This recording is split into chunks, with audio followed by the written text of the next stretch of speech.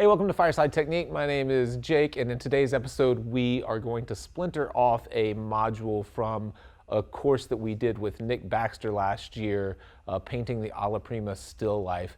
This is I believe it's like an 11 module course where we follow Nick, and I'm standing right over his shoulder asking questions as he's going.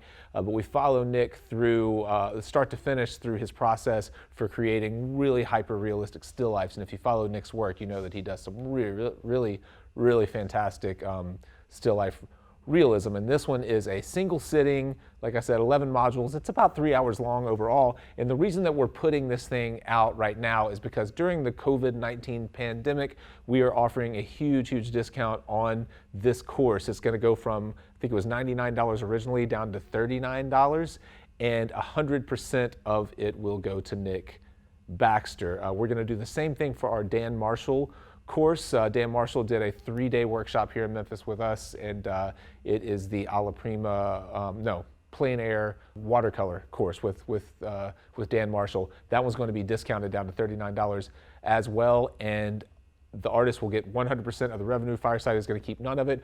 We're doing that to help the folks who have helped us out so much during this crazy COVID-19 pandemic. Most all of us are not tattooing or teaching workshops and things like that right now, and money is a little bit tight, so we're hoping we can help these folks out and give you guys something to do so you can continue to hone your skill set and learn new things while you're stuck at home in your studio, hopefully drawing constantly and not playing video games constantly. Thank you guys as always for supporting what we do, and I hope you enjoy the episode.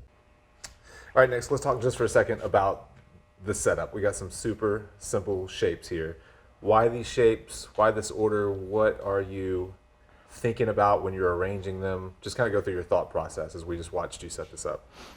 Yeah, so my thought process is try to hit all the basic fundamentals of accurate life drawing. So in this case, we're just setting this up as a teaching example. So my strategy here is to have a circular object so that we can practice ellipses, which are circles in foreshortening. And I have a rectangular object so we can practice perspective drawing. And then I have an irregular object. So when you're talking about an irregular object, just meaning that it's not symmetrical, it's not even on, yeah, it doesn't mirror itself on each side. Yeah, it's not a geometric object. Okay. It can't be classified as a cube, a rectangle, or some sort of geometrical object. Okay. But if you... it has unique details that are specific to this one object. Okay. When you're thinking about it as a general shape, do you think of it do you approach it as a simple sphere to begin with, or you're thinking of it as an irregular object when you're the entire time? No, I begin with it as a sphere in my mind, but but you need to be very careful not to be locked into that mode of thought, because the whole point of this area of having an irregular object in the setup is to practice accuracy of drawing, because any ellipses can be exchanged with any other ellipses. Any rectangle can be exchanged with any other rectangle, but this one specific tomato is the only tomato in the world with this particular exact shape, and so we're going to be practicing how to draw that exact shape accurately. Okay.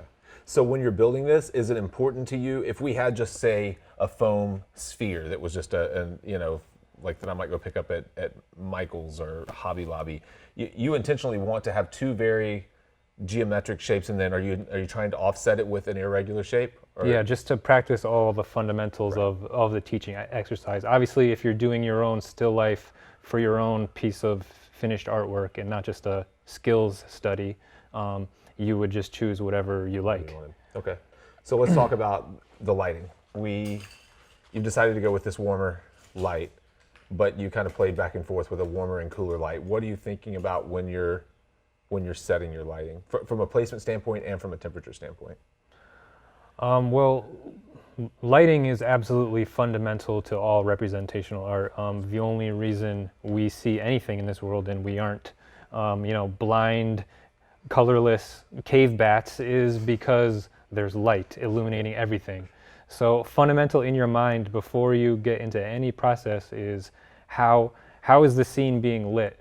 And so in a classical still life and in a skills exercise like this one, you need to be very conscious to keep your lighting as simple as possible.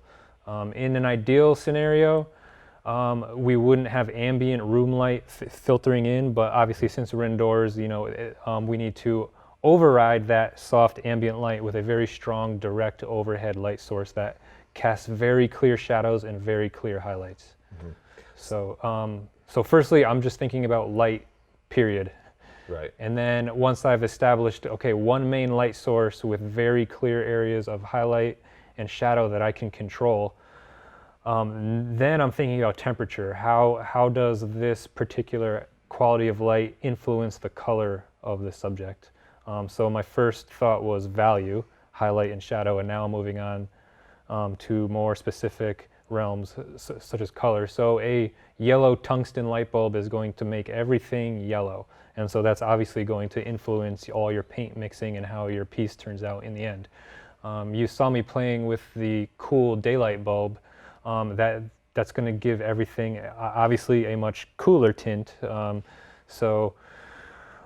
need to be in control of that as the artist, be intentional, know specifically what your aim is and how your finished product is going to look when you're choosing your light. Right. So if you say like in this circumstance, a warm light will help to intensify kind of the color in this tomato because we're dealing with a warm tomato. Does color of the object come into play at all when you're making that decision? If we were painting a lime, would you maybe have used a cooler light? Yeah. When you're getting into the more artistic realms and you're not just practicing like we are, yes, that absolutely comes into play. It'll help set some of the subtler qualities of your piece, like mood and feeling, and those are the more esoteric realms of making like a finished art piece. So that's absolutely important. When I'm arranging a still life setup, I'm always thinking about composition and the placement of all the elements in the frame of the picture. So when I was here arranging these objects, I played with different placements. I tried putting the tomato over to the side, but that looked way too static and disconnected. You want to create, if you don't have a specific deep meaning or symbolism in mind, then you just want to think in terms of visual problem solving and visual interest for your viewers so that something doesn't look boring and static. So that's why I put this container on an angle. It looks like it's kind of falling off. It's giving movement. And then I made sure this tomato, which is going to be the focal point of the entire piece, I made sure it kind of touched that, and obviously it's touching this as well. You do want to pay attention to wrinkles and what's in your background. And you want to think about angles and proportions and all the basic fundamentals of composition. I'm glad you hit on the tomato being the focal point. So the idea really, whether this is a drawing just to teach the technique of building this, or whether it is the more, like you said, esoteric, like you're trying to actually get something across with your still life, you're always kind of establishing a hierarchy, right? There's something that everything else is supporting, and you're trying to identify that really on the front end, and that's what you're building your composition around. Yeah, hierarchy is a very important artistic concept. You always want to establish what's most important, what's second most important, all the way down to what's least important in your piece, or else you just have competing jumbled chaos. And unless that's the symbolic goal of your piece, of course, you don't want that generally speaking. So the bright red tomato is a pretty obvious focal point compared to all the muted tones of everything else. Yeah. And so some other ways maybe of helping to reinforce a hierarchy would be to make sure that all of your shapes aren't too similar in size, maybe, or arranged. This one is kind of arranged, they're arranged in a linear kind of, or they're arranged kind of all sitting on the same plane, but this way. But I mean, you could also make the decision to set something in the immediate foreground and have other things support it by dropping back. So there are probably countless ways that you can support or create a hierarchy. Yeah, there's probably like half a dozen to a dozen different hierarchies we could easily create in any piece of art, even a simple practice piece. Let's start painting then. Okay, drawing.